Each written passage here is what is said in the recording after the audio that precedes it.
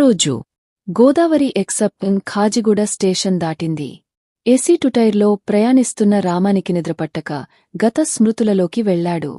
తాను కందుకూరు దగ్గర కుగ్రామంలో సామాన్య కుటుంబంలో మూడోవాడుగా పుట్టాడు.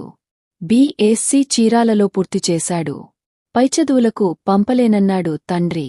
అన్నయ్య చొరవతో చేను కుదవపెట్టి వైజాగ్లో వచ్చిన ఎంఎస్సీ జియాలజీలో చేరి గోల్డ్ మెడలిస్ట్గా డిగ్రీ సంపాదించాడు.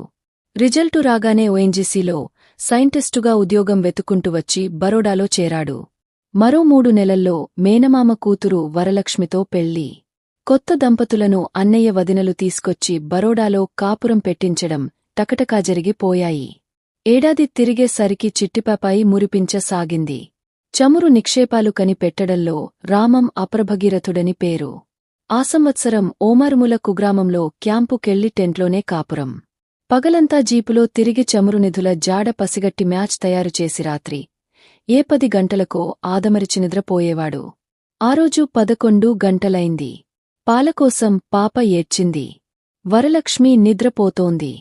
రామం మిల్క్ బాటిల్తో పాలుపట్టి పాపను నిద్రపుచ్చాడు. వరలక్ష్మి నుదురుమీద ముద్దుపెట్టి పక్కనే ఉన్న కిరోసిన్ లాంతరు వెలుగు తగ్గించి ఆదమరిచి అలసి నిద్రపోయాడు.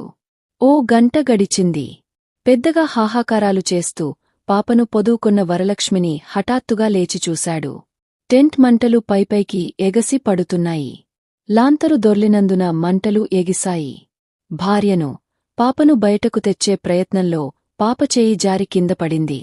టెంట్ బయటపడ్డ భార్యాభర్తల బట్టలకు మంటలు వ్యాపించాయి. 3 రోజుల జీవన పోరాటంలో భార్య ఓడిపోయింది. పాప టెంట్లోనే మసైపోయింది. వారం తర్వాత స్పృహలోకి వచ్చిన రామానికి తన వరం ఇక లేదని చెప్పడానికి అన్నయ్యకు నోరు పెగలలేదు. రైలు కుదుపుకు నిద్రలేచిన రామం తన నిజ జీవితంలో జరిగిన ఆ సంఘటన గుర్తుకు వచ్చి చలించిపోయాడు. అది కల అయి ఉంటే బాగుండుననుకున్నాడు. పీడకలగా భావించలేకపోతున్నాడు. ఈ వీడియో నచ్చినవాళ్లు మన ఛానల్ని సబ్స్క్రైబ్ చేసుకోండి. అలాగే లైక్ చేయండి. తర్వాత మీ ఫ్రెండ్స్ అందరికీ షేర్ చేయండి. మీకు నచ్చిన సెలబ్రిటీ జీవితం తెలుసుకోవాలి అంటే కామెంట్ సెక్షన్లో కామెంట్ చేయండి.